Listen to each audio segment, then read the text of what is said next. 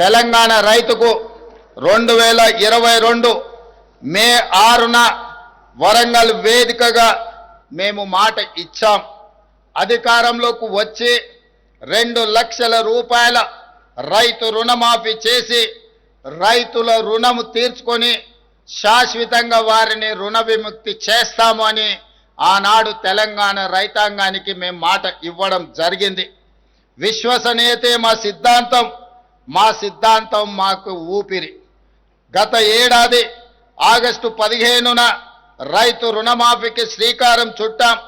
రాష్ట్రంలో ఉన్న 25,35,000 మంది రైతులకు 20,617 కోట్ల రూపాయలు ఏక మొత్తంగా 2 లక్షల రూపాయల రుణమాఫీ చేసి శాశ్వతంగా రుణ విముక్తుల్ని చేయడమే కాదు, ఈ దేశ ప్రజలకు 15 ఆగస్టు నాడు ఏ విధంగా స్వతంత్రం సిద్ధించిందో తెలంగాణ రైతాంగానికి కూడా రైతు నుంచి విముక్తి కలిగించి స్వేచ్ఛ వాయువులను ఈనాడు ప్రజాపాలన రైతులకు అందుబాటులోకి తీసుకొచ్చింది.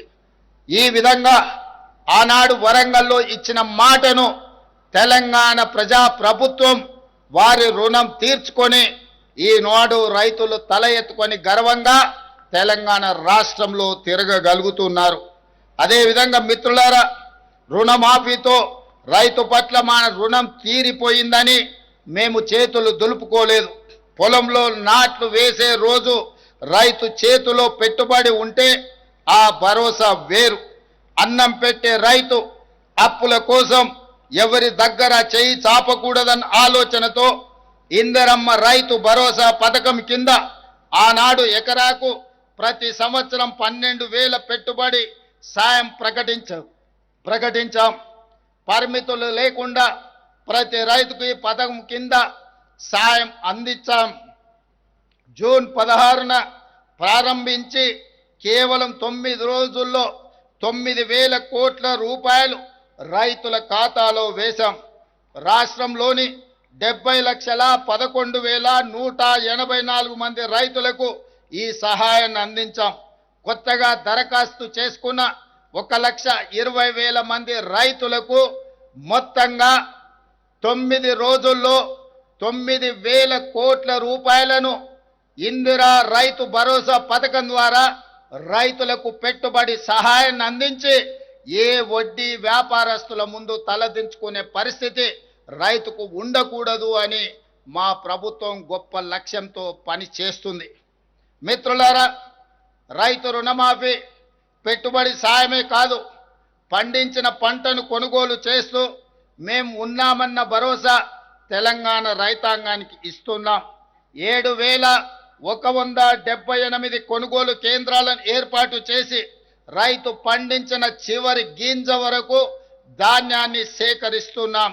సన్నాలకు క్వింటాల్కు గిట్టుబాటు ధరతో పాటు 500 రూపాయల బోనస్ ఇస్తున్నాం.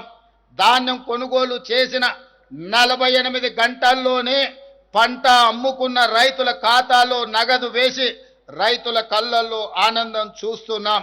ఈనాడు బోనస్ ఇవ్వడమే కాదు, 29 లక్షల వ్యవసాయ పంపు సెట్లకు రోజుకు 24 గంటలు ఉచిత నాణ్యమైన విద్యుత్తును అందించడం ద్వారా రైతులను వెన్ను తట్టి ప్రోత్సహించి వ్యవసాయం దండుగ కాదు, వ్యవసాయం అంటే ఒక పండగ, రైతు ఆత్మ గౌరవంతో బ్రతికే విధంగా ఈనాడు రైతులకు ఉచిత కరెంటును అందిస్తూ ఈ ఉచిత కరెంటుకు 16,691 కోట్ల రూపాయలు ప్రతి సంవత్సరం విద్యుత్ శాఖకి తెలంగాణ రాష్ట్ర ప్రభుత్వం చెల్లిస్తుందని చెప్పడానికి నేను గర్వపడుతున్నాను.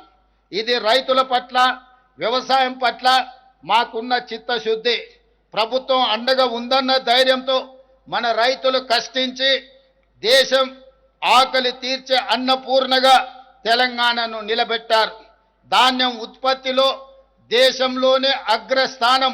అంటే వరి ఉత్పత్తిలో ఒక సంవత్సరం 2,85,00,000 మెట్రిక్ టన్నుల వరి ధాన్యాన్ని ఉత్పత్తి చేసి దేశంలోనే మొట్టమొదటి రాష్ట్రంగా తెలంగాణ నిలబడ్డది. కాళేశ్వరం నుంచి చుక్క నీరు రాకపోయినా తెలంగాణ ప్రాంతంలో ఆనాటి ప్రభుత్వాలు కట్టిన శ్రీరామ్ సాగర్, శ్రీశైలం, నాగార్జున సాగర్, జూరాల, అదే విధంగా కోయిల్ సాగర్ ఇలాంటి ప్రాజెక్టుల నేపథ్యంలో తెలంగాణలోనే అత్యధికంగా వరి ధాన్యాన్ని ఉత్పత్తి చేసి దేశంలోనే మొదటి స్థానంలో నిలబడ్డాం. ఇంత గొప్ప విజయాన్ని తెలంగాణ రైతాంగం ఈరోజు మన దేశానికే ఆదర్శంగా నిలబడ్డారు. తెలంగాణ రైతాంగాన్ని ఈరోజు నేను మనస్ఫూర్తిగా అభినందిస్తున్నాను.